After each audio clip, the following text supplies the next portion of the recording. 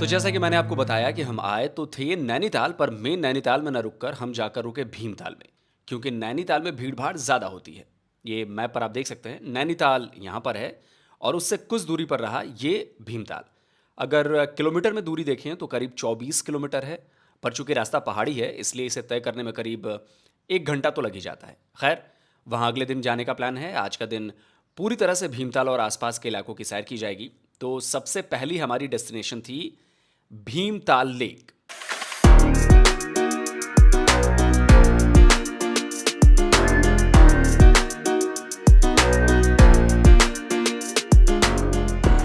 तो इस वक्त हम हैं भीमताल में और भीमताल में आप देख सकते हैं कि बोटिंग का मज़ा लिया जा रहा है।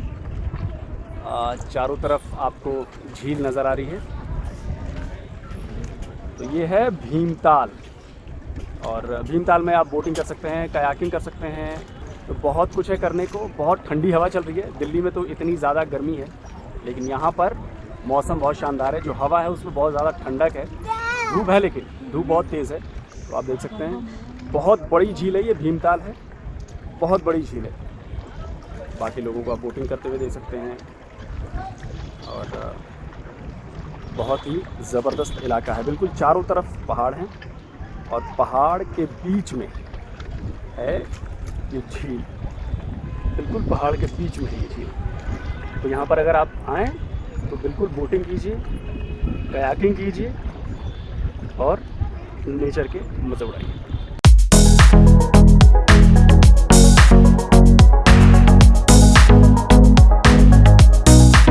आपको यहाँ पर ऐसी रेड एंड येलो वाली बोट्स मिल जाएंगी जिन पर आप फैमिली के साथ जा सकते हैं। एक बोट पर 4 लोगों से ज़्यादा नहीं जा सकते। इसके अलावा यहाँ पर आपको इस तरह की कयाक भी देखने को मिलेगी। तो जिन्हें कयाकिंग का शौक है वो इसके ज़रिए पूरा कर सकते हैं। साथ ही ये जो आपको दिख रहे हैं ये प्लास्टिक के बड़े बड़े एयर बबल्स हैं।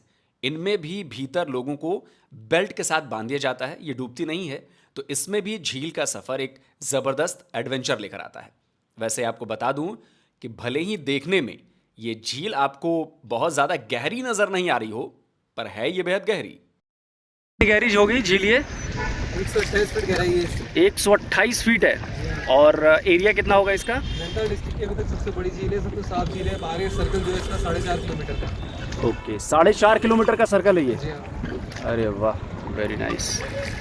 और ये झील गर्मियों में सूखती है या? सूखती है, गर्मियों में इसका पानी थोड़ा कम कर देता है। डैम बना हुआ है। अच्छा, यहाँ से बड़े बड़े गाँव में पानी पीने के लिए और सिंचाई के लिए सप्लाई होता है। अच्छा, यहाँ से पानी सप्लाई भी होता है? टोटल नेचुरल वाटर है, सब जमीन से निकलता है, इसलिए साफ। ओके, यानी ये मीठा पानी है। सब फिल्टर होकर पीने के लिए सप्लाई होता है। ओके, और बरसात में कितनी हाइट तक चला जाता है ये? बरसात में इसकी हाइट काफ़ी हो जाती है। सामने डैम बना हुआ है, देखिए। ओके। 4 फीट की काली काली दीवार है ये। हाँ हाँ हाँ हाँ। तो इसका हाइट लेवल है, इससे जब ज़्यादा जाता है तो फिर डैम खोल देते हैं। ओके, तो आज तक कभी गया है उसके लेवल से कि डैम खोलना पड़ा हो? जाता है? बरसात में जाता है।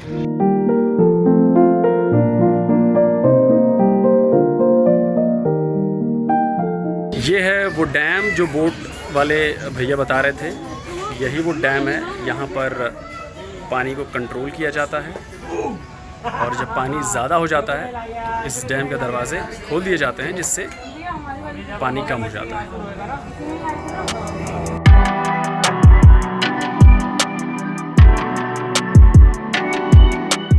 यहाँ पर आपको कुछ अलग तरह की बोट्स भी नजर आएंगी, जैसे ये हंस की तरह दिखने वाली बोट। इसमें आप खुद पैडल मारकर झील का सफर कर सकते हैं।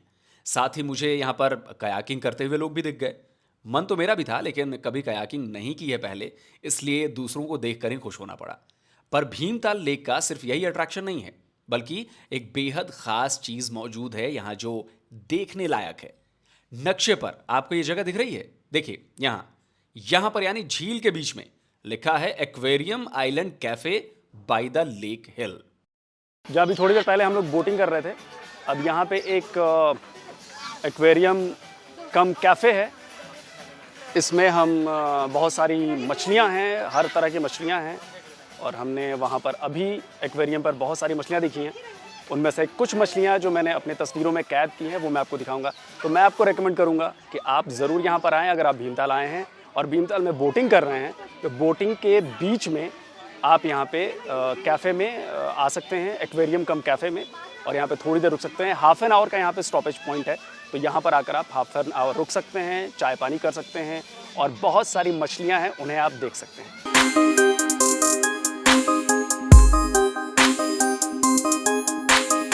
यहाँ पर मुझे इतनी सारी मछलियां देखने को मिली जिन्हें मैंने शायद पहले कभी नहीं देखा था। जैसे ये नियोन ओकारा, इसकी खासियत ये है कि ये नियोन लाइट्स की तरह चमकती हैं।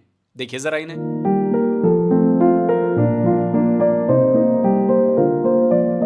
इसके बाद मुझे दिखी रेड टेल शार्क। अब शार्क मछलियां तो आपने देखी होंगी, पर ये बड़ी वाली शार्क नहीं थी, छोटी थी। इसकी पूंछ और इसके फिन्स आपको दिख रहे होंगे कि ये लाल रंग के हैं, इसीलिए इन्हें रेड टेल शार्क्स कहा जाता है। इसके बाद जो मछली मुझे बड़ी जबरदस्त लगी वो है फ्लावर हॉर्न। जरा देखिए इसे, इसके सिर पर ये क्या बना हुआ है। वैसे देखने में ये फ्लावर कम और गेंद ज्यादा लग रही है, तो इसका नाम बॉल फिश होता तो शायद ज्यादा बेहतर होता। इनके अलावा और भी कई छोटी छोटी रंग बिरंगी मछलियां मुझे दिखी, पर इन्हीं के बीच एक और मछली ने मेरा ध्यान अपनी ओर खींचा। इसका नाम है घोस्ट नाइफ फिश, यानी हिंदी में कहूं तो भूतहा छुरी मछली। देखिए इसकी जो शेप है वो एक एंगल से बिल्कुल चाकू की तरह नजर आती है। अब चूंकि काली है और जल्दी नजर भी नहीं आती है, तो ये अपने नाम को पूरी तरह से सार्थक कर रही है।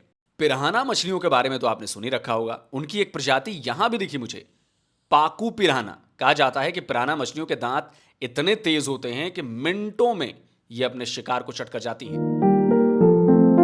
इसके बाद वाली जो मछली मैंने देखी उसका नाम था एलिगेटर गार। एलिगेटर यानी कि मगरमच्छ।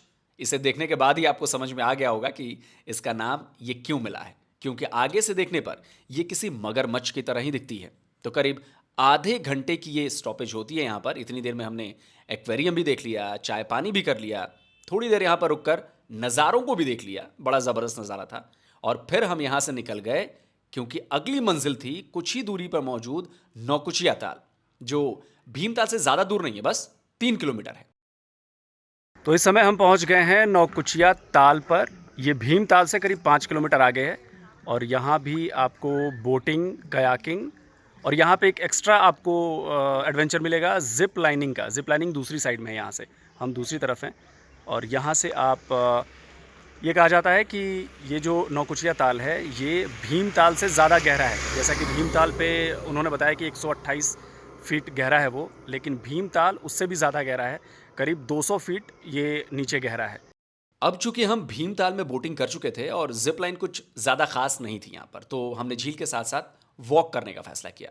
शाम भी होने को थी, तो टहलते हुए हम झील का नज़ारा देखते रहे, शुद्ध हवा में सांस लेते रहे। बड़ा मज़ा आया हमें, क्योंकि ना तो दिल्ली एनसीआर वाला शोर था यहाँ पर, ना ही वो पॉल्यूटेड हवा थी। थकान बिल्कुल भी नहीं लग रही थी।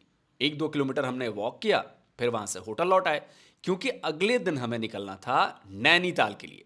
फेमस नैनी लेक देखना था, और साथ ही वहां पर 51 शक्तिपीठों में से एक नैना देवी मंदिर के दर्शन भी करने थे, जो कि बिल्कुल नैनी लेक के किनारे पर ही है।